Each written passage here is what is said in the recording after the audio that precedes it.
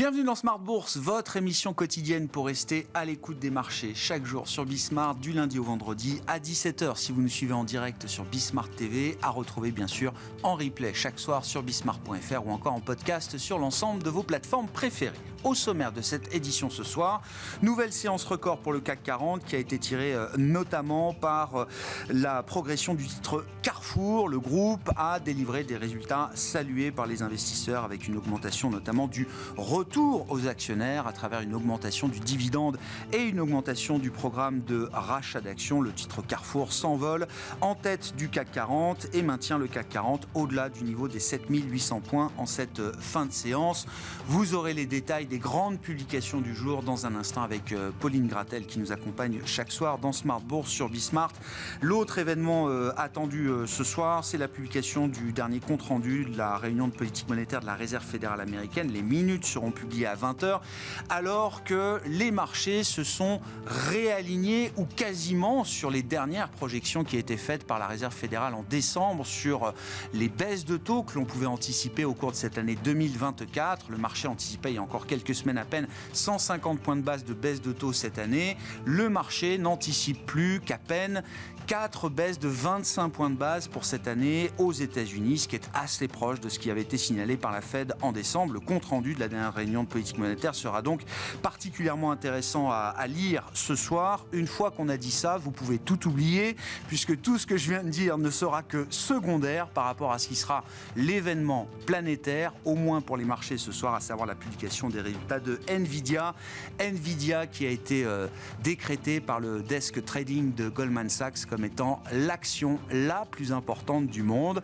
On verra si cela se vérifie ce soir après la clôture américaine, après 22h. Nvidia qui est en baisse déjà depuis quelques séances maintenant. On a vu 2 séances de baisse et une 3e séance de baisse pour l'instant pour le titre Nvidia qui a néanmoins grimpé de quasiment 50% encore depuis le 1er janvier 2024.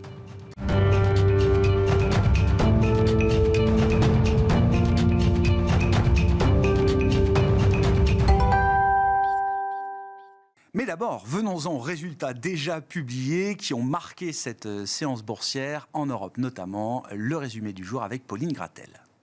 La bourse de Paris atteint de nouveaux records et dépasse ainsi les 7820 points au cours de cette séance, puis hésite dans l'après-midi avant 2 grands rendez-vous américains, les minutes de la Fed et Nvidia qui publiera ses résultats après la clôture de Wall Street. Globalement, les bourses européennes évoluent en ordre dispersé avec encore des résultats de grandes entreprises. En France, les marchés ont donc pris connaissance des résultats de Carrefour, qui publie un chiffre d'affaires annuel en hausse à plus de 94 milliards d'euros. Le groupe dégage un bénéfice net en progression de plus de 23% par rapport à 2022 à 1,66 milliard d'euros. Carrefour déclare également avoir un flux de trésorerie disponible supérieur à celui de la même période en 2022 et annonce un programme de rachat d'actions de 700 millions d'euros cette année. Le groupe se dit également confiant sur ses performances pour 2024. Ces bons résultats lui permettent d'augmenter son dividende de 55%. Des résultats applaudis par le marché, Carrefour est en hausse de presque 6% au cours de la séance, est en tête du CAC aujourd'hui. À retenir aujourd'hui également des dirigeants de la branche italienne d'Edenred, le distributeur de tickets resto, sont mis en examen dans le cadre d'une enquête pour escroquerie. Les autorités annoncent avoir saisi 20 millions d'euros d'actifs. Le titre d'Edenred plonge de plus de 14% au cours de la séance et finit lanterne rouge du CAC. Dans les autres infos du jour, Amazon entre dans le Dow Jones lundi, le 26 février, et deviendra ainsi la 3e des 7 magnifiques à entrer dans l'indice historique de la bourse américaine, après Microsoft et Apple. Pour ce qui est du reste des actus des sociétés, parlons aviation. Airbus annonce que la compagnie Starlux Airlines a passé une commande ferme pour 5 nouveaux avions cargo et 3 A330 Neo. Total Energy et Airbus ont par ailleurs signé un partenariat pour répondre aux enjeux de la décarbonation du secteur aérien. Pour finir avec l'actu des sociétés, Thales annonce un contrat avec Malaysia Airlines pour que 20 A330 Neo de la compagnie soient équipés de FMS, un système de gestion de vol et d'un système anti-collision de trafic. Demain, les investisseurs arbitreront le compte-rendu de la dernière réunion de politique monétaire de la Fed et les résultats de Nvidia.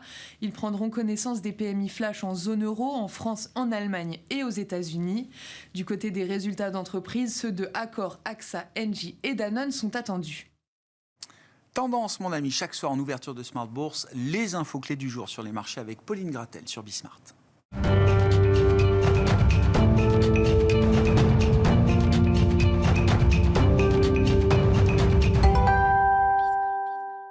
Trois invités avec nous chaque soir pour décrypter les mouvements de la planète marché. Edmund Ching est à nos côtés, directeur monde des investissements de BNP Paribas Wealth Management. Bonsoir Edmund. Bonsoir. Merci d'être là. Merci à Xavier Chapard de nous accompagner également. Bonsoir Xavier. Bonsoir. Stratégiste chez LBP AM et Wilfried Galland à nos côtés également. Bonsoir Wilfried. Bonsoir Grégoire. Ravi de vous retrouver. Vous êtes directeur stratégiste chez Montpensier Finance. Pourquoi est-ce que Nvidia est l'action la plus importante du monde, nous disent les traders de Goldman Sachs aujourd'hui? Je crois qu'ils ne sont pas les seuls à le penser. Et comment cette action est devenue la plus importante du monde quand il y a encore, un an ou un an et demi, Nvidia n'était qu'une action technologique parmi d'autres? En fait, Nvidia, c'est l'intelligence artificielle. Donc c'est un des moteurs des marchés depuis 18 mois en fait. Et c'est le représentant d'un écosystème assez extraordinaire. C'est-à-dire que Nvidia est aujourd'hui dans une position assez incroyable, une espèce de triptyque magique, où vous avez des produits qui sont indispensables pour développer le service que tout le monde veut développer, qui sont uniques en termes de performance et pour lequel vous avez des clients qui sont les plus riches du monde. Bon, en termes de triptyque, vous êtes pas mal.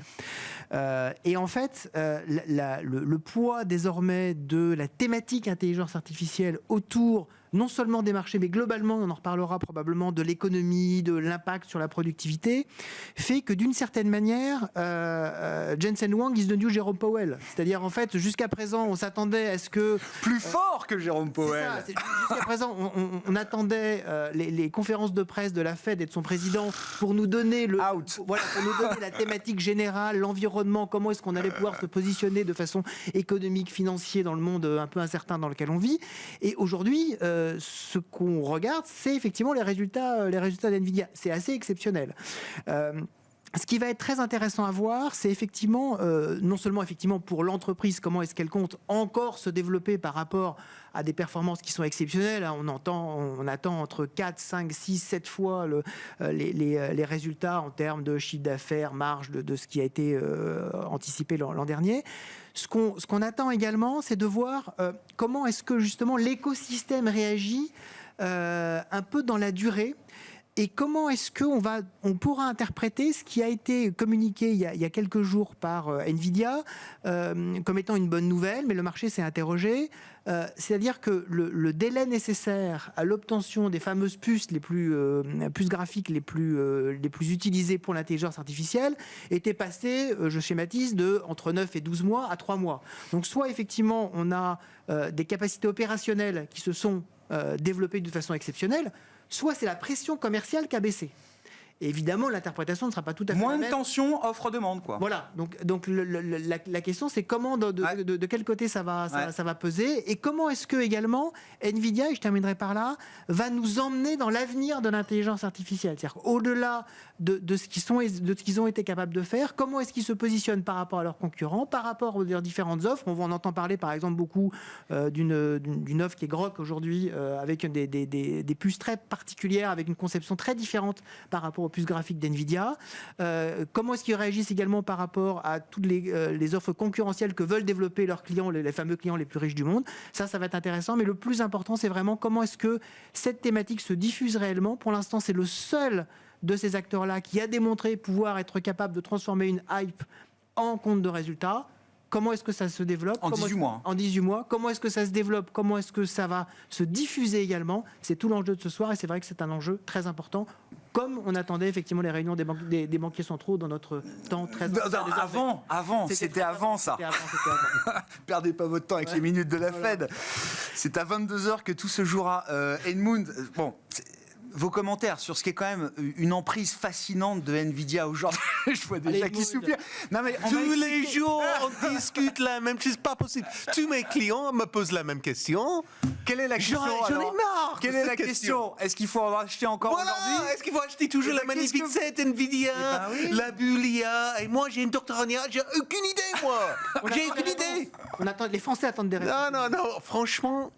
Franchement, personne ne sait pour l'instant. Tout ce qu'on sait, ça va être une révolution. Oui, certainement. Mais dans quelle période de temps? Ça prend combien de temps?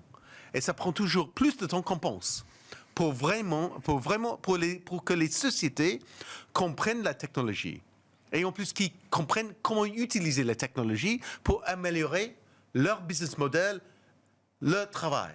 C'est difficile. Ça prend du temps. Ça prend énormément de temps. Donc oui, Nvidia est le grand gagnant aujourd'hui. Mais on sait aussi avec la technologie, c'est la technologie d'aujourd'hui, la meilleure technologie d'aujourd'hui pour l'IA, c'est Nvidia. Demain, peut-être pas. Pour l'instant, ils ont 90% de part de marché sur leur fameux GPU. Aujourd'hui. On regarde la concurrence qui s'organise, que d'ailleurs les clients de Nvidia font sans doute monter également. Oui, mais je te rappelle, Grégoire, qu'en 2006, Nokia avait une part de marché mondiale dans les téléphones portables, 44%. Et ils n'existent plus aujourd'hui.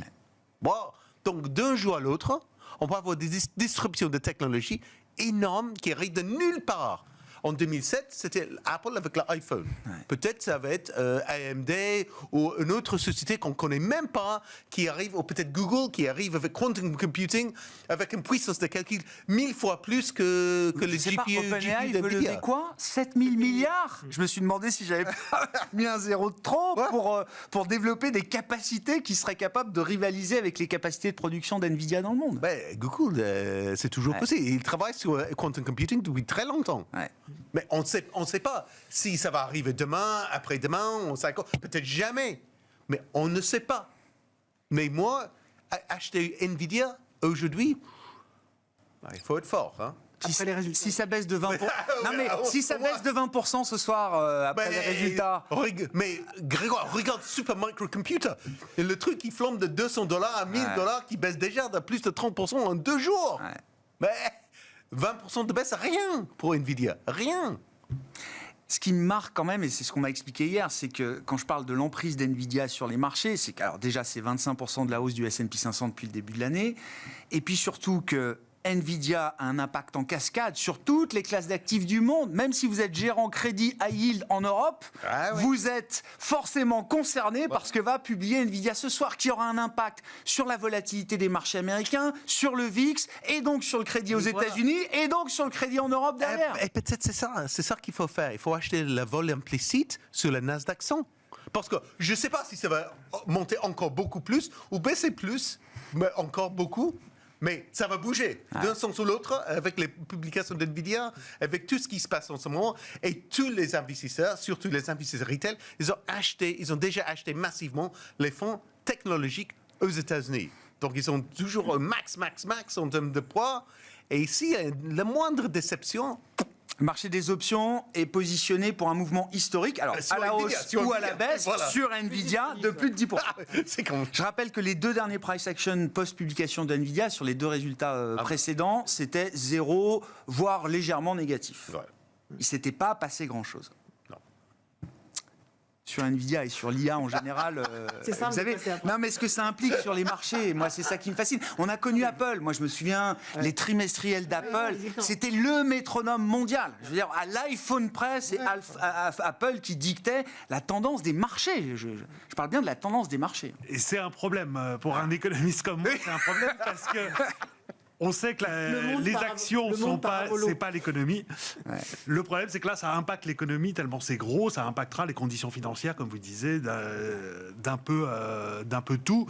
Après, je serais pas d'accord sur l'idée que ça a remplacé Powell, parce que Enfin, ça joue encore. Là, le truc, c'est que depuis le début de l'année, on a eu une hausse des taux qui, c'est vrai, n'a pas impacté les marchés actions, mais parce qu'on avait des révisions à la hausse des prévisions de croissance un peu partout, enfin surtout aux US.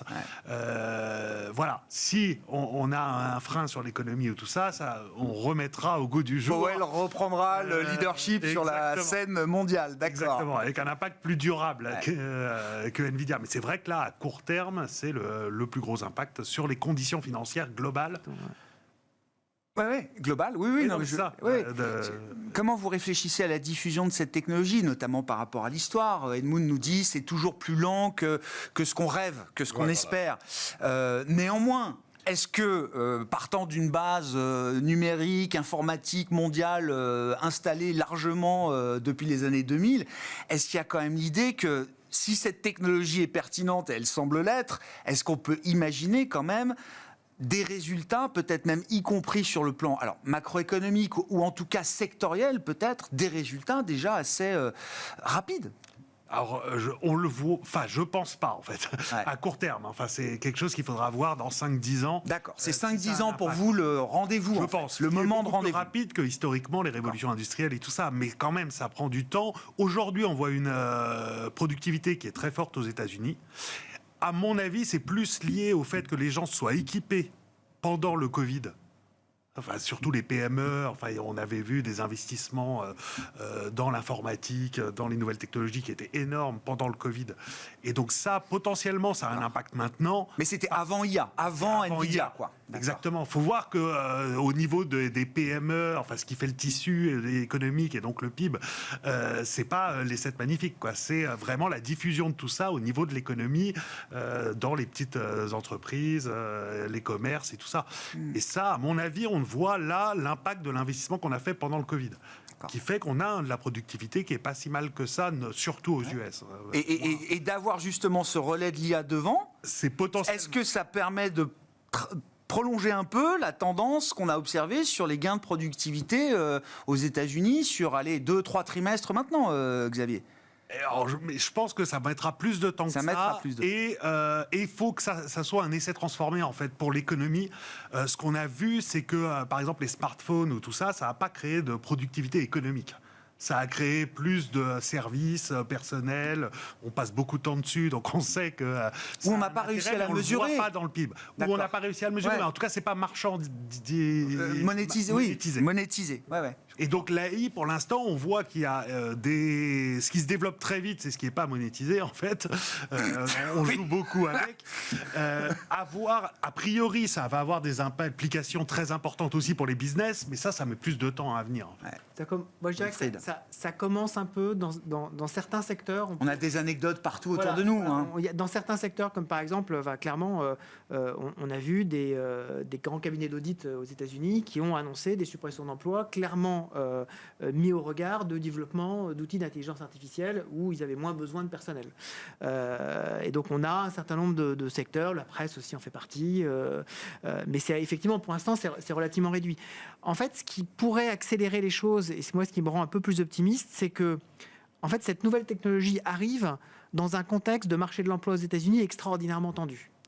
Et donc, quand vous avez un marché de l'emploi extraordinairement tendu avec des employeurs fortement sous pression et je dirais que les employeurs sont un peu comme tout le monde, ils détestent être sous pression et ils détestent être dans une position d'infériorité par rapport à ceux qui peuvent offrir leur force de travail. Vous cherchez des alternatives.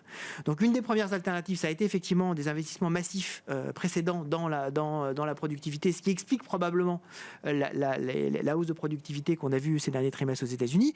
Mais l'arrivée de l'intelligence artificielle est capable effectivement, dans un marché de l'emploi... C'est une aubaine dans ce contexte. Tendu, d'être particulièrement rentable et de pousser effectivement beaucoup d'entreprises à dire je vais tester des choses parce que comme j'arrive pas à recruter ou que les candidats sont tellement pénibles par rapport à ce que je souhaite, effectivement, autant le tenter.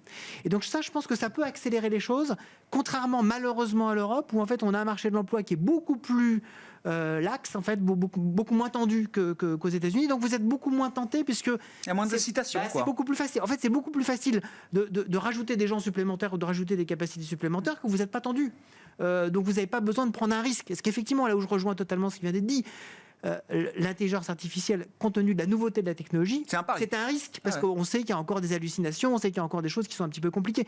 Mais quand vous êtes véritablement tendu, et d'une certaine manière, vous n'avez pas beaucoup d'autres solutions, vous tentez la chose. C'est ça qui va être intéressant à regarder, y compris d'ailleurs dans les résultats d'NVIDIA ce soir. Est-ce que d'autres entreprises commencent à se positionner sur des développements qui ne sont pas des développements uniquement de second niveau, mais peut-être déjà de premier niveau? On peut penser effectivement que certaines grandes entreprises, grands donneurs d'ordre, pourraient effectivement commencer à travailler très sérieusement sur ces sujets-là. Bon, après, ça a déjà des impacts sectoriels, notamment sur le plan des marchés, j'entends.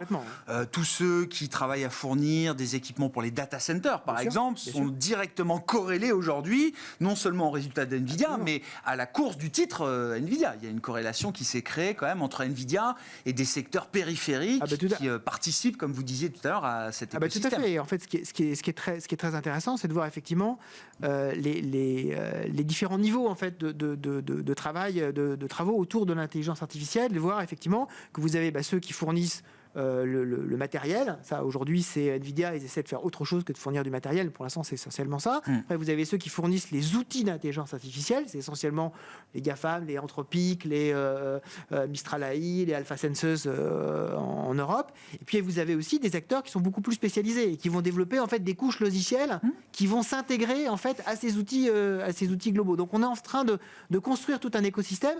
Certains sont évidemment les gagnants. Aujourd'hui, on parle d'NVIDIA. Il y en aura d'autres. Mais effectivement, c'est un secteur qui se développe tellement vite qu'en fait, c'est très difficile de savoir qui va gagner par rapport effectivement à la jeunesse globalement, non seulement de la technologie, mais de tout l'écosystème qui est en train de se bâtir autour de ça. Est-ce qu'il faut poser la question de la bulle, Edmund et si oui, la bulle a toujours une connotation très négative dans l'esprit des gens et des investisseurs, évidemment, parce Sauf que... quand on en profite. Mais voilà, j'allais dire, il ne faut pas omettre toute la phase de construction de la bulle. Voilà. Et si on se pose la question de la bulle, à quel stade on en est? De nouveau, les Français ont le droit de savoir. Vous avez les questions les plus difficiles. Oui, la bulle. Effectivement, c'est quand même intéressant de regarder la bulle de 2000. Parce que c'est aussi une bulle technologique, mais ce n'est pas la même chose du tout. Pourquoi? Parce qu'à cette époque-là, on parlait d'une bulle autour des sociétés basées sur l'Internet, mais on n'a aucune rentabilité. Pas de profit à ce stade-là. Même Amazon, en 2000, ne faisait pas grand-chose au niveau de profit. D'accord? Donc, effectivement, on avait beaucoup de sociétés avec les sites en ligne pour vendre n'importe quoi, mais qui perdaient de l'argent. Tous, et beaucoup d'argent. Aujourd'hui, c'est pas la même chose. Ils gagnent la Magnifique 7 gagne énormément d'argent. D'accord? Donc c'est pas, peut-être c'est une bulle, mais c'est pas du tout la même bulle. Ouais. Et donc le problème pour moi, c'est que si on regarde les marges de rentabilité, si on regarde l'évolution des bénéfices nets par action de ces sociétés, ils justifient au moins en partie la surperformance de ces titres par rapport au marché. Parce que les bénéfices nets, ils ont évolué de manière extraordinaire ces derniers temps. Oui, non, mais c'est vrai, si on prend, je regardais là avant de venir, si on prend les 7 magnifiques, la performance depuis un an, c'est 2 tiers, 66% ou quelque chose comme ça. Il y a 80% de cette performance, c'est les prévisions à court terme des bénéfices. Et la valorisation, c'est 20%. Voilà. Donc on est beaucoup moins, c'est pas une bulle de valorisation. C'est assez équilibré, finalement. Pour l'instant, oui, c'est pour ça qu'on a tendance à dire que c'est pas la fin de la bulle, s'il doit y avoir une bulle. Mais peut-être la vraie question, est-ce que cette évolution des bénéfices peut continuer à l'infini? Parce que déjà, les marges de rentabilité sont au niveau historiquement haut. On a toujours ces questions, par exemple, de réglementation en Europe et aux États-Unis, peut-être, qui va quand même, à un moment donné, qui va être introduit, qui va quand même calmer les marges un peu, parce que les sociétés vont avoir des contraintes, enfin, les contraintes légales. Et si ça existe en Europe et aux États-Unis, ils ne peuvent pas continuer à augmenter leur marge de rentabilité, parce que, par exemple, avec Apple, dans les services, avec la App Store, ils prennent 30 centimes sur chaque dollar. Oui. 30%. On a vu le dossier Spotify contre Apple qui est réglé aujourd'hui au niveau européen avec une amende. Et on a la même souci avec Google, avec Meta, avec le marché de pub en ligne. Donc, effectivement, les régulateurs commencent à regarder comment ils font les bénéfices. Et en Europe surtout. En Europe, mais aussi aux États-Unis. Ça commence aussi. Ouais. Donc, attention. La question, c'est qu'effectivement, dans ces valeurs-là, on se rend compte qu'il y a un phénomène qui se développe énormément, qui embête beaucoup le régulateur, mais il a beaucoup de mal à voir par quelle face il peut l'aborder. C'est le vainqueur capte tout. Exact. Et ça, c'est effectivement, et j'ai trouvé ça très intéressant, en particulier dans la publicité en ligne. En fait, on voit que en termes de plateforme, vous avez un écart maintenant qui se crée, qui est extraordinairement fort entre les 2-3 gagnants. Et sur les réseaux sociaux, le gagnant c'est Meta, et les autres réseaux sociaux captent quasiment rien. Sur la publicité concernant effectivement le commerce, c'est Amazon, les autres gagnent quasiment rien. Et en fait, à chaque fois, on a sur un domaine particulier, le gagnant prend tout, the winner takes all. Voilà. Et donc la question, c'est comment est-ce que on en laisse un peu aux autres. On s'occupe de ça pour continuer à générer de la concurrence. Qu'est-ce qui est en fait cohérent avec les règles de marché et qu'est-ce qui n'est pas cohérent et donc qui veut dire que le marché fonctionne pas bien. Et tous les régulateurs rament énormément là-dessus parce que en fait on est sur des marchés qui se constituent au fur et à mesure. Et donc le régulateur en fait court après à chaque fois en voulant évidemment quand même ne pas casser des élans économiques. Et donc là on se retrouve effectivement avec beaucoup de points d'interrogation. On voit qu'à chaque fois que le régulateur s'intéresse à ces questions-là, il y a quand même moins, mais de temps en temps, un temps de retard. Ça devient de plus en plus compliqué de contrer ce phénomène-là. Ouais. Si je ramène Jérôme Powell sur le devant de la scène, Xavier, le retour de Jérôme Powell. Non, on parlait de la productivité tout à l'heure. L'histoire de la productivité américaine est d'autant plus fascinante qu'elle n'existe qu'aux États-Unis aujourd'hui, Xavier. Cette divergence ou ce divorce transatlantique sur le plan de la productivité, est-ce que c'est un divorce grandissant devant nous ? Est-ce qu'on peut imaginer, vous le disiez tout à l'heure, il y aura peut-être un moment où la productivité, les gains de productivité vont se tasser aux États-Unis ? Est-ce qu'on peut imaginer une reconvergence de ce point de vue-là ? Et puis on en viendra bien sûr à la politique monétaire, est-ce que ça peut impliquer ? Parce que pour l'instant, j'ai l'impression que cette productivité, elle explique une grande partie du confort actuel de la Réserve fédérale américaine. Oui, et surtout par rapport à la BCE d'ailleurs. Et surtout toujours par rapport à la BCE, bien des sûr. Salaires, un et problème oui, de productivité bien sûr. et donc de coûts. Ouais. Alors je regardais aussi, c'est vrai que si on regarde par rapport à la période avant Covid, les États-Unis là ont une productivité qui a beaucoup augmenté, 6 points alors qu'en zone euro c'est 0. Le truc, c'est que c'est mesuré très très différemment. En fait, si on prend les mêmes mesures, on est à 2 en zone euro et 6 aux US. D'accord. C'est parce que c'est pas le même secteur public. C'est bien de le rappeler alors. Donc voilà. Et en fait, du coup, si on prend ça en compte, ça fait 4 ans, on a pris 2 points de productivité dans la vue en Europe par rapport aux États-Unis. Sur 4 ans, ça fait 0,5 points par an. C'est la moyenne des 30 dernières années. D'accord. L'Europe est à sa place, quoi. Derrière. Derrière. Pour l'instant, on ne voit pas de rattrapage de l'Europe, on ne voit pas non plus de décrochage par rapport aux États-Unis. Je comprends. C'est graduellement moins bien en Europe. Ah ouais, ok. Et malheureusement, on ne voit pas de gros changements là-dessus. Oui. Ouais. Sur, spécifique fait de l'inflation, donc Jérôme Powell nous dit il faut regarder le core CPI 3 mois annualisé, c'est la mesure de momentum qui nous intéresse en ce moment. On en est là, oui. À bas le year-on-year economics, on regarde le 3 mois annualisé. Cette mesure-là, elle a marqué un point bas en août. Depuis, elle n'arrête pas de remonter. Elle est encore remontée sur la marque de janvier qui a été publiée la semaine dernière. Elle est surtout remontée en janvier, parce qu'en fait, sur la seconde partie de l'année dernière, c'est la partie énergétique. Mais hors partie énergétique, on avait un gros ralentissement sur l'inflation core, même en momentum, 3 mois, 6 mois, 6 mois, vous prenez la mesure que vous voulez. Par contre, en janvier, il y a vraiment eu un... Est-ce que c'est l'effet saisonnalité de janvier qui est toujours un mois plus volatile que les autres ? Est-ce que c'est un simple blip ? Ou est-ce que ça peut être une remise en cause plus structurelle de ce qui porte les marchés aujourd'hui, à savoir le Goldilocks, de la bonne croissance et de la désinflation ? À mon avis, c'est un peu des deux. Il y a un effet janvier et puis un effet sur des composantes, les loyers, on n'a pas bien compris pourquoi ils réaccéléraient en janvier. Enfin, il y a quelques éléments qui sont comme ça un peu troublants. Mais en fait, ce que ça montre quand même, c'est qu'on a fini la baisse de l'inflation des biens. Il n'y a plus à attendre de ce point de vue-là. C'est derrière nous, on est revenu à 0 d'inflation et ça se stabilise là. On a eu aussi la baisse de l'inflation dans les transports aériens, enfin tous les effets de second tour du Covid, l'hôtellerie, tout ça, ça avait énormément baissé l'année dernière. Ça aussi, c'est plutôt derrière nous. Et donc, ce qu'on voit, c'est qu'une fois que ces éléments sont derrière nous, l'inflation dans les services cœurs ce dont on a beaucoup parlé. On nous a un peu moqué, les économistes, parce qu'évidemment, si on enlève tout ce qui baisse, le reste ne baissait pas. Mais c'est vrai quand même que la partie de l'inflation, services domestiques, liés au salaire, tout ça, ça ralentit beaucoup, beaucoup moins vite aux États-Unis. Ouais.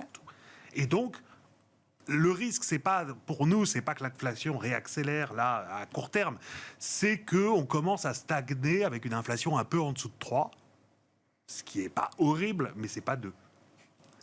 D'où la prudence dans les baisses de taux des banques centrales.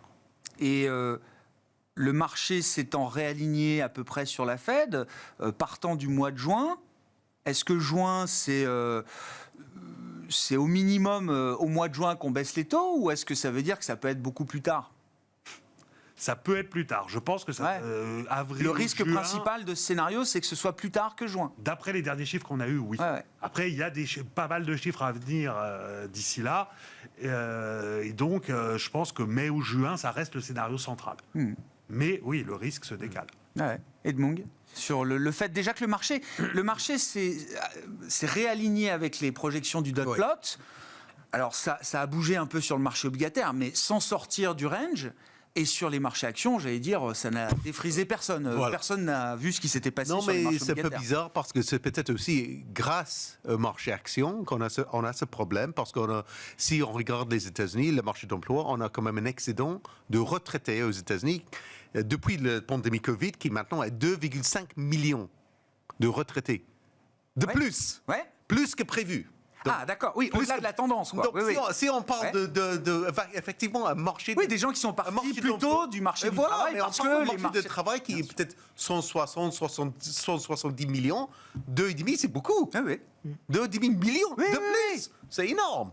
Il faut les trouver quelque part. Ouais. Et c'est pour ça qu'on a des problèmes avec les augmentations de salaire. La bonne nouvelle, quand je regarde par exemple les sites web comme Indeed.com, c'est que les augmentations de salaire se calment. Ouais. Ceux qui changent de job sont pas forcément mieux payés que ceux qui restent. Voilà, pas comme avant. Pas comme avant. Voilà. Donc, j'espère que dans les prochains mois, on va commencer à voir ça dans les statistiques officielles.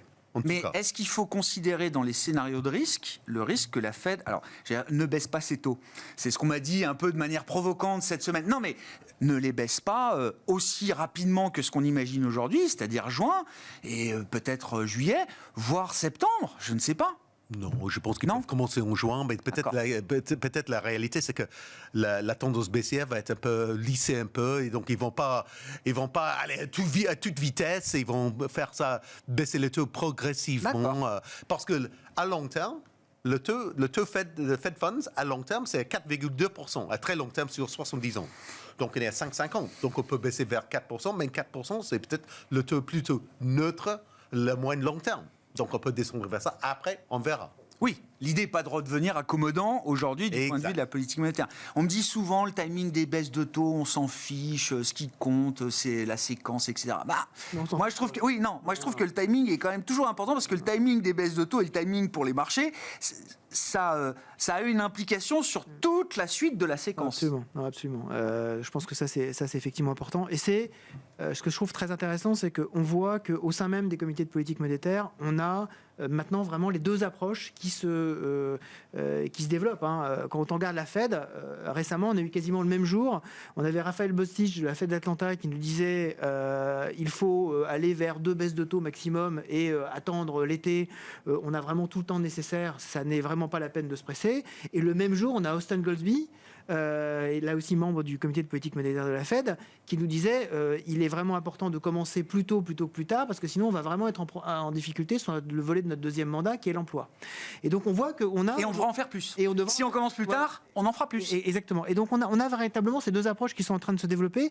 Moi, ce qui m'intéresse quand même, c'est, pour revenir sur le débat qui a été levé, c'est qu'on a cette augmentation de la productivité aux États-Unis qui fait qu'on a les augmentations de salaire aux États-Unis qui font en sorte que les salaires réels aux États-Unis progressent moins vite que la productivité. Ça, c'est désinflationniste. Vous avez un problème, et je comprends le problème de la BCE, quand vos augmentations de salaire réels sont supérieures à vos gains de productivité. Là, c'est l'inverse. Et donc, en fait, quand vous regardez d'un point de vue strictement froid, il n'y a aucun problème lié au salaire aux États-Unis. Il n'y a aucun problème. Le problème, c'est effectivement, est-ce que vous considérez que vous avez une partie de l'inflation liée aux services qui peut durer très longtemps ? c'est largement lié aux interprétations qu'on fait du marché de l'emploi. Et c'est là où en fait on voit les deux analyses qui se répondent. Certains disent effectivement le marché est extrêmement solide et regardez les dernières créations d'emplois, ils sont beaucoup plus fortes que prévu. D'autres, et moi je fais plutôt partie de ce camp-là, disent attention, on a une baisse depuis quelques mois du nombre d'emplois à temps plein aux États-Unis. Ça s'effrite. Le nombre d'emplois à taux plein aux États-Unis est en train de baisser. Et effectivement, comme le disait justement Edmund, quand on regarde l'indicateur Wage Tracker de la Fed d'Atlanta, normalement, il suit avec retard l'indicateur de Indeed. Donc, on va avoir cette baisse. On a des signaux de fragilité qui sont en train de se monter. Et donc, moi, le signal de prudence que je donnerais, c'est en fait, les banquiers centraux ont tendance toujours, une fois qu'ils ont enclenché un mouvement, à aller beaucoup plus vite que ce qu'on pense. Et donc, une fois que le mouvement sera enclenché, je ne serais pas étonné qu'on aille par palier de 50 plutôt que par palier de 25.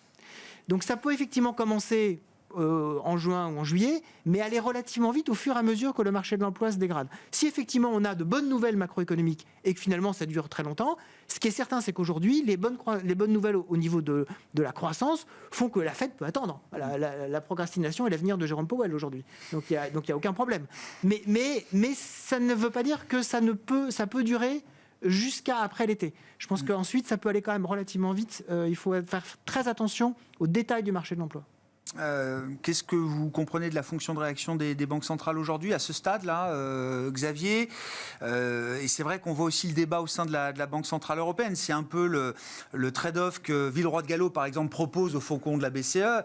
Vous qui n'aimez pas baisser les taux, dites-vous bien que si on commence à les baisser le plus tôt possible, quand le moment sera venu et qu'on aura la confiance suffisante dans la baisse de l'inflation, après la publication de la série des salaires négociés du premier trimestre 2024, une fois ce moment venu, partons le plus tôt possible, car on pourra être beaucoup plus progressif dans nos baisses de taux et surtout maintenir à l'arrivée un taux terminal beaucoup plus élevé. Vous, les orthodoxes, c'est ce que vous aimez. Oui. Non mais je trouve que l'idée, je trouve que le trade-off est intelligent pour essayer d'amener les faucons à converger vers cette idée qu'il faudra quand même baisser les taux et peut-être pas plutôt plus tard, quoi. J'espère que les faucons vont l'écouter. Ouais. C'est-à-dire que d'un point de vue risque économique, ça fait tout à fait sens de commencer à baisser graduellement, ce que vous disiez pour la Fed, et le fait de commencer tôt permet d'être assez souple, sachant qu'on a du mal à estimer quel sera le taux terminal. Donc autant y aller doucement vers le taux terminal que de façon abrupte. J'ai une crainte que la BCE soit plus, au niveau global, plus attentiste que ça. L'histoire a montré que c'était un peu compliqué pour les membres au quiche de la BCE. Villeroy ne représente pas encore le barycentre là, de ce point de vue-là, quoi. Oui, exactement. Ouais. Et là, il y a encore l'opposition entre les pays du Nord et les pays du Sud en Europe sur tous ces sujets-là. Alors qu'économiquement, contrairement aux États-Unis, nous, on a plus de raisons de penser que l'inflation va revenir assez vite vers les 2% et que le risque sera à peu près équilibré entre une inflation plus élevée et plus basse que ça. Et la croissance nous donne beaucoup moins de temps qu'aux États-Unis. Et de toute façon, on stagne déjà depuis 1 an et demi en zone euro. Donc on a plus de raisons, j'allais dire, de commencer à baisser les taux un peu plus tôt. Une fois qu'on a dit ça sur la politique monétaire et l'inertie historique de la BCE, quand on regarde le policy mix tel qu'il se dessine dans son ensemble, avec la partie budgétaire... C'est une des raisons de plus pour lesquelles la BCE pourrait avoir à baisser les taux. On voit que... Ça peut aider la BCE à baisser les taux. C'est-à-dire avoir un peu de restriction budgétaire qui revient dans le pipe, c'est quelque chose qui peut à un moment pousser la BCE vers une accommodation un peu plus rapide. Si les gouvernements freinent un peu par eux-mêmes, c'est ce qui est en train de se passer ou pas ? Besoin de freiner. On bascule dans un truc un peu plus austère ? Je dirais pas qu'on bascule, mais on est dans une légère austérité, que ça soit en Allemagne à cause de la décision de la Cour allemande, ils ont annoncé un peu plus de restrictions budgétaires. En France, en tout cas, on essaye de tenir notre cible de déficit à 4,4%, ce qui est déjà pas une cible très orthodoxe, très rigoureuse. Oui. Et donc évidemment, là, oui, enfin, donc le gouvernement d'aucuns font remarquer que les jauges ont augmenté un peu de partout dans le monde et que si les États-Unis sont une économie leader, elles tournent avec un niveau de déficit, que la France n'a pas à envier. Oui, mais la France a la politique monétaire de la BCE et l'euro, donc elle doit s'aligner sur les Européens, pas sur les États-Unis. Après, c'est pour ça qu'ils ont annoncé 10 milliards, le gouvernement français, 10 milliards d'économies, et c'est avec une prévision de croissance qui, à 1%, reste plutôt dans le optimiste la partie optimiste du consensus. Donc on pourrait avoir un peu plus encore de réduction. Parce que c'est pas une austérité comme on a pu le connaître dans les années 2010-2011, mais c'est clairement une politique. Ce schéma-là, on l'écarte quand même, oui. Xavier. Oui. C'est Ça a pas marqué tenable politiquement. On a D'accord. des élections européennes en juin. Donc une dose, oui, mais revenir au schéma qui prévalait 2010-2012, c'est pas le sujet. Non, c'est pas le sujet. Ah ouais. Par contre, oui, comme vous le disiez, aux États-Unis, là, il n'y a pas d'ajustement, en fait. Ouais. Voire même, on voit encore des chèques annoncés liés à l'IRA, tout ça. Mais en même temps, jusqu'aux élections... Et un possible shutdown le 1er mars. Et impossible, oui. Compte tenu de la configuration politique aux États-Unis, c'est pas impossible. C'est pas impossible. Pas impossible. Enfin, les débats Triste, budgétaires vont être compliqués. Exactement. Et il n'y aura pas de grandes décisions avant l'année prochaine. Donc pour l'instant, on est toujours avec un État américain qui met de l'huile sur le feu. J'ai l'impression que les investisseurs globaux préfèrent quand même le policy mix américain au policy mix européen aujourd'hui, Edmond. Ah ben c'est sûr. Quand l'État donne de l'argent... Et en plus, mais on parle des bons vigilantes, on me dit quand Oui, même mais- que... Le monde est de réserve L'Istrus octobre 2022. Non mais... Alors, je il ne dis- faut pas comparer avec le Royaume-Uni. Non. Le Royaume-Uni, c'est à part. Hein. C'est vraiment Ouais. un cas à part. Parce que D'accord. franchement... Donc même avec Trump à la Maison-Blanche en novembre 2024, un scénario à la Liz Truss sur les treasuries, c'est pas quelque chose auquel on réfléchit. non, mais c'est une crainte. C'est une crainte pour Ouais. nos clients. Hein. Quand même. C'est une crainte Ah, énorme bah oui. pour nos clients. Ils me posent cette question. Est-ce qu'il faut acheter Nvidia et est-ce que je dois continuer d'avoir des treasuries américains? Et voilà. Et vous leur C'est- dites c'est quoi vrai. là? Pour l'instant, oui, mais je pense que, honnêtement, si on regarde le marché des obligations souveraines aux États-Unis, je préfère largement acheter les TIPS, ça veut dire les Indexés sur obligations l'inflation. indexées sur l'inflation, au cas où. Parce que c'est vrai que si Trump passe le mois de novembre, il va quand même essayer de réduire encore les impôts à un moment donné. Et s'il réussit à faire ça, là, la conclusion pour la politique fiscale, c'est pas top. Ça hein. me rappelle Liz Truss. Non, Non, pas mais- les traces quand même. Non, Pas mais- quand même. La grande différence, c'est quand même le dollar américain reste quand même la monnaie de réserve du monde pour l'instant. Pour l'instant, ça peut changer, mais pas d'un jour à l'autre. Voilà, ça prend du temps. Le problème, c'est que les États-Unis restent le thermomètre. Et donc, casser le thermomètre, on ne sait pas exactement ce que ça Et- fait. On ne saura plus quelle température il fait. Quoi, oui. Si on parle de la Chine, c'est maintenant, Wilfried. Oui, non, mais on en parle du coup. Moi, je suis frappé par... alors bon, les mesures s'accumulent. Donc là, maintenant, c'est les grands investisseurs institutionnels. Ils ne peuvent plus vendre d'actions les 30 premières minutes de Ni la les 30 séance, ni dernières. les 30 dernières. Bon, bref... Il y aurait de la surveillance pour savoir qui vend. Oui, qui vend. bah, tu parles. Moi, je suis frappé de voir qu'il y a des mesures de soutien. Les marchés actions chinois ne baissent plus. Oui, tout à fait. Mais je suis frappé de voir qu'il n'y a pas de rebond. Quoi. Enfin, en tout cas, il n'y a pas une réaction de marché forte et dynamique. Disons que c'est quand même compliqué d'avoir confiance dans le marché structurellement en Chine quand on voit effectivement ce qui est en train de se passer dans l'organisation de ce marché par les autorités. Enfin, c'est très difficile pour un investisseur international de décider, de dire que c'est le bon moment. Après, effectivement, tactiquement, on peut penser qu'il y a des ratios de valorisation qui sont extrêmement faibles, mais y aller de façon structurelle, c'est quand même extraordinairement compliqué aujourd'hui. Moi, ce qui me frappe beaucoup, je m'en suis déjà longuement expliqué, mais je pense qu'il faut le redire, ce qui me frappe énormément, c'est la différence de tenue depuis 15 ans entre les marchés actions chinois et les marchés obligataires. oui. Le marché obligataire chinois se porte très très bien. C'est cher. C'est-à-dire celui qui est C'est même aujourd'hui- cher, peut-être. celui qui a investi depuis 15 ans dans le marché obligataire chinois, il va très très bien. Il va beaucoup mieux que celui qui a investi dans les marchés obligataires occidentaux.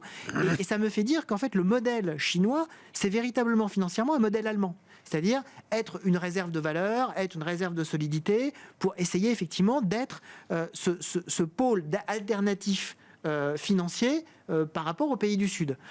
Le problème, c'est qu'à force de vouloir absolument ça, on appauvrit le tissu économique chinois et donc on s'empêche de faire cette fameuse relance de demande intérieure que tout le monde demande.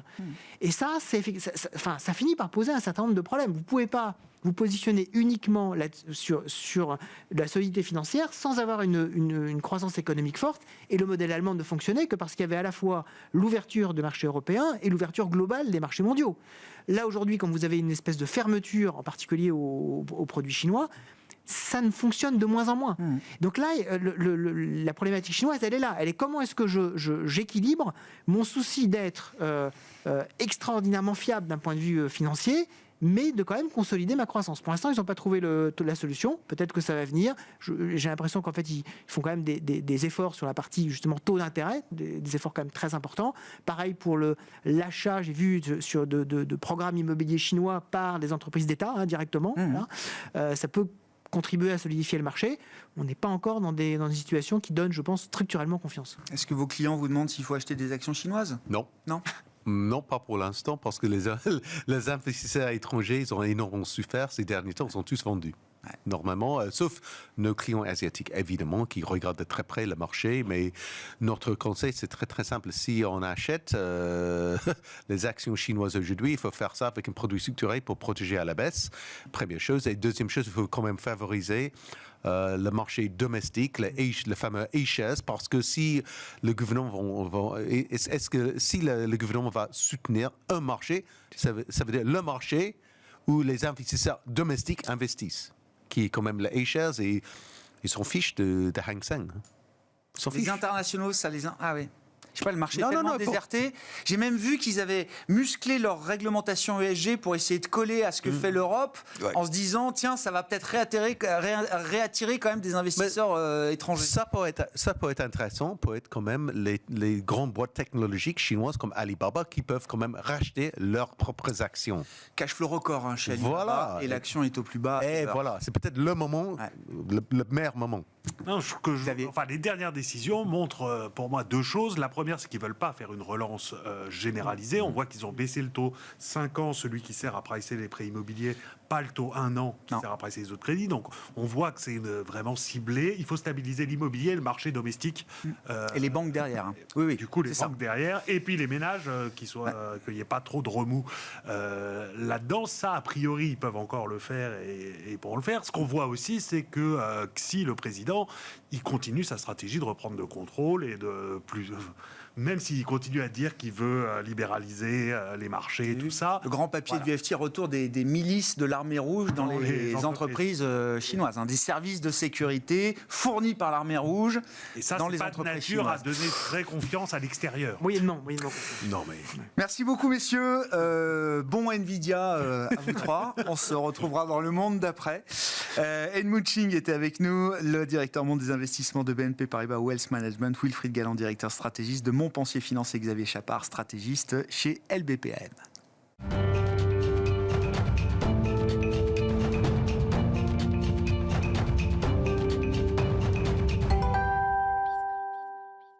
Le dernier quart d'heure de Smart Bourse, c'est le quart d'heure thématique. Le thème ce soir, c'est le thème que toute la planète entière, des marchés en tout cas, va regarder ce soir, à savoir les résultats de Nvidia, l'action la plus importante du monde, ont décrété les traders de Goldman Sachs. Et d'autres n'en pensent pas moins, j'imagine. Jean-Edwin Réa est à nos côtés, gérant chez Quadrille Capital, spécialiste notamment du thème de la disruption. Vous gérez un fonds dédié à la disruption chez Quadrille. Bonsoir Jean-Edwin. Bonsoir Grégoire. Merci beaucoup d'être là. Ce qui m'intéresse, c'est comment un spécialiste de la disruption réfléchit à l'avenir de Nvidia, qui est effectivement pour l'instant l'emblème de ce développement et de cet essor incroyable de l'IA générative. Pourquoi est-ce que Nvidia est aussi importante pour la planète marché aujourd'hui, depuis quelques publications, quand il y a encore à peine 18 mois, c'était une action technologique bien identifiée, mais une action technologique parmi d'autres? Et oui, mais c'est qu'elle capture l'essentiel du nouveau cycle technologique qui est celui de l'IA. Il n'y a pas si longtemps, vous parliez d'il y a 18 mois, on était encore en train de vivre les contre-coups de l'après-Covid, on avait trop déployé de techno, il fallait faire des optimisations et tout le secteur en fait était en transition. Et puis le lancement de ChatGPT a galvanisé, en fait, a concentré et a rendu vraiment palpable cette technologie sur laquelle ils travaillent depuis 20 ans. Donc c'est juste que c'est un essor soudain. L'étincelle. C'est l'étincelle. Et c'est difficile de savoir sur quoi parier quand un nouveau cycle démarre. Et c'était le plus évident. Puisqu'il n'y a pas de LLM, les Large Language Models de l'IA, sans eux. Donc Le nouveau cycle de la tech, c'est un peu comme l'Internet de 95. Il faut vraiment s'imaginer qu'on va rentrer, donc toutes les applications, les interfaces technologiques que l'on a aujourd'hui vont être transformées par un outil, un espèce de chatbot qui va rendre le truc plus naturel, plus facile et beaucoup plus productif. Donc ça passe par les chips NVIDIA. L'enjeu, en fait, c'est que ils sont, si je vais encore faire la comparaison avec 2000, ils sont à la fois Microsoft et Intel, puisqu'ils ont le microprocesseur et le système d'exploitation. Et ça capture beaucoup de valeur. Il y a des marges brutes de software et il y a des marges de free cash flow qui sont au-dessus de 50%. C'est colossal, mais c'est sûr qu'il y a un enjeu de savoir jusqu'où ça va aller. Ouais, c'est ça. La question est au-delà des résultats du trimestre ce soir et peut-être même du prochain trimestre. Je comprends que là, on est dans une phase de déséquilibre offre-demande. C'est la course au GPU. Il faut s'équiper, il faut en acheter un maximum. Les clients de NVIDIA qui achètent des GPU ont beaucoup d'argent. Ce sont les GAFAM. De ce point de vue-là, ça, c'est le court terme. Comment réfléchir à un peu plus long terme sur la capacité de la franchise NVIDIA à garder un leadership technologique et peut-être à déployer un business model qui lui permette de rester solide et de ne pas tomber dans ce qui a été les écueils de Intel ou de Cisco, par exemple, qui étaient les Start 2000, qui se sont fait commoditiser, comme on dit, Jean-Edwin. C'est un enjeu et c'est pour ça que je suis assez...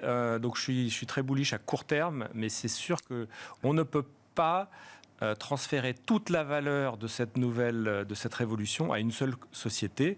Et elle a une fragilité qui est vraiment importante, c'est qu'elle n'a que 10 ou 15 clients de substance. En fait, c'est un cycle de CAPEX. Elle vend des pelles, c'est un B2B, toutes les GAFA aujourd'hui sont des B2C. Ce sont des franchises de grand public. Apple vend des iPhones à $1 500. Même Tesla qui vend des voitures, c'est très cher, mais c'est quand même c'est de la consommation grand public. Et bien sûr, les réseaux sociaux, tout ça, c'est grand public. NVIDIA ne pourra jamais vendre un GPU à $40 000 à un gamer, comme elle vendait des cartes graphiques aux gamers. Oui, il y a des cartes graphiques, elles sont, je ne sais pas combien elles coûtent aujourd'hui, $1 500, et c'est déjà assez cher, mais c'est pas ça l'enjeu. C'est une fragilité à terme, à long terme en tout cas, pour NVIDIA. Moi, je pense qu'il y a autant d'ingénieurs compétents chez les GAFA ou les très grands acheteurs que chez NVIDIA. Ils n'ont juste pas pris le virage assez tôt. Et aujourd'hui, c'est la course à l'armement. Donc, de toute façon, c'est plié. Il n'y aura pas de part de marché conséquente de AMD ou de TPU qui sont fabriqués pour Google par Broadcom ou de toutes les alternatives. Même ARM, il n'y en aura pas dans ce premier cycle.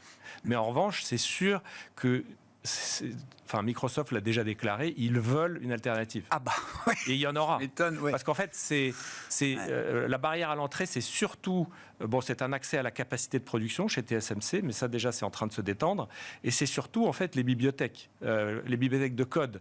Et c'est là où je dis, en fait, c'est un GPU avec un système d'exploitation. Ouais, c'est ça. Donc la barrière à l'entrée est très conséquente. Et quand on se bat pour avoir des ingénieurs... C'est pas juste des pelles, hein. C'est ce que c'est des pelles, mais c'est aussi... Donc le système d'exploitation, lui, va perdurer, etc. Mais je pense que, pour vous donner une idée, là, en 2022, c'était 26 milliards de chiffre d'affaires. Là, on va peut-être faire 100 milliards de chiffre d'affaires sur NVIDIA cette année. Donc, c'est colossal en 2 ans. Et on va peut-être faire 200 milliards en 2026. Vous voyez que ça va encore très, très vite. Peut-être 2027. J'ai vu des analystes un peu dingues qui parlent de 280 milliards en 2027. Le PDG d'AMD a parlé de 400 milliards sur la totalité du marché en 2030. Ça, c'était il y a 2 mois et demi. Là, on parle de ce chiffre en 2027. Ouais. Mais il faut quand même le trouver, cet argent. Et puis, alors, il y a une autre fragilité, c'est que c'est très, très, très énergivore.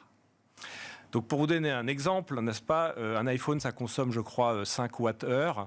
Un cerveau humain qui a 86 ou 100 milliards de neurones, consomme 300 Wh. Donc voilà, on n'est pas très énergivore, on peut se contenter d'une barre de céréales.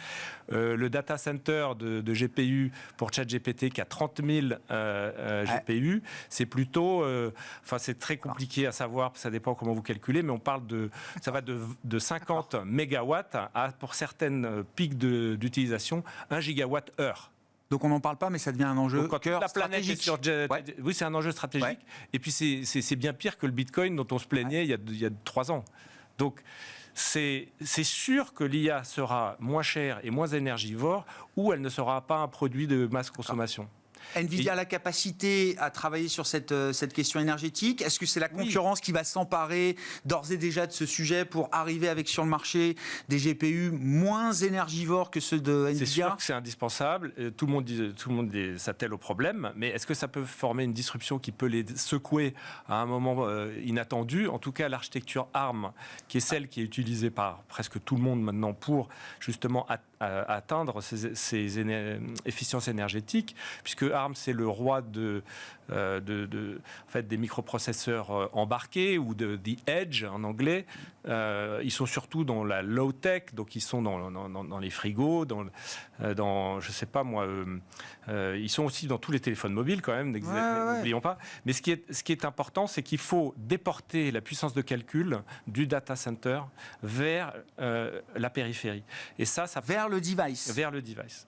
Et là, il y a une opportunité. Donc, Nvidia va essayer d'en être, mais c'est pas du tout son marché.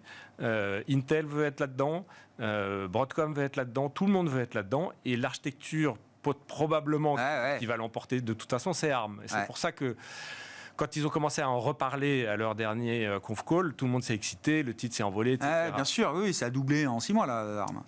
Oui, en 6 jours même. En 6 jours.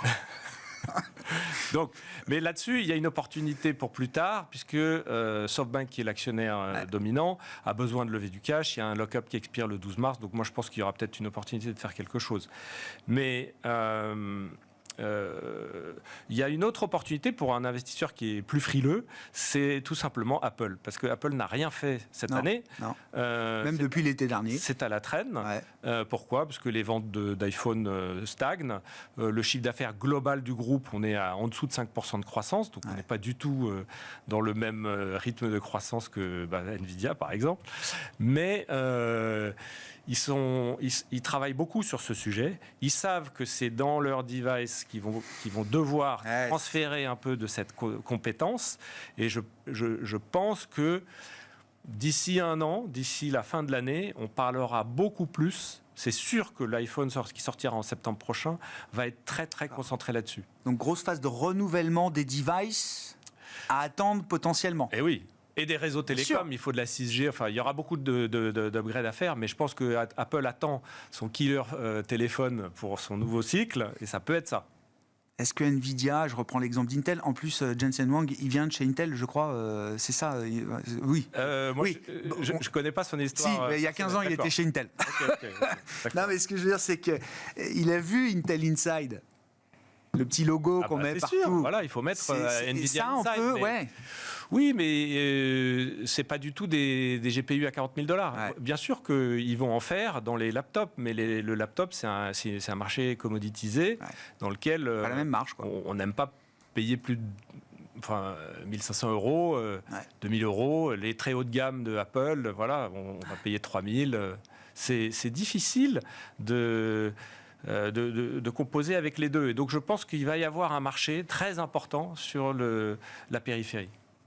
Plus 10 ou moins 10. Voilà ce que nous dit le marché des options pour Nvidia ce soir. Oui, ça a déjà été vécu en 2 jours. Oui, déjà en 2 jours, ça a fait moins 10, moins 15, là, c'est ça. Oui, et puis ça n'a pas été aidé par le fait que Palo Alto a eu des problèmes aussi hier soir. Donc c'est le numéro 1 de la cybersécurité. Donc ça a dévissé un peu le marché. C'est volatile. Les 2 derniers price action sur les résultats d'Nvidia, c'était du 0, voire 0 moins. À suivre ce soir, l'émission est en direct avant la publication des résultats de Nvidia pour leur 4e trimestre 2024. Disons que sur Nvidia, moi je me positionne de manière neutre. On en a dans le fond, c'est une pondération suffisante. Oui, je peux partager avec vous, elle est à 3,5%. C'est pas un gros pari, c'est indispensable. De toute façon, ça ne va pas perdre 20%. C'est juste que je pense que il y a beaucoup d'optimisme qui est déjà dans les cours. Et si vous regardez le graphique, il est parabolique. Et les graphiques paraboliques, c'est toujours un peu dangereux. Merci beaucoup Jean-Edwin pour cet éclairage et cette expertise sur la disruption autour du sujet Nvidia, l'action la plus importante du monde qui publie ses résultats ce soir.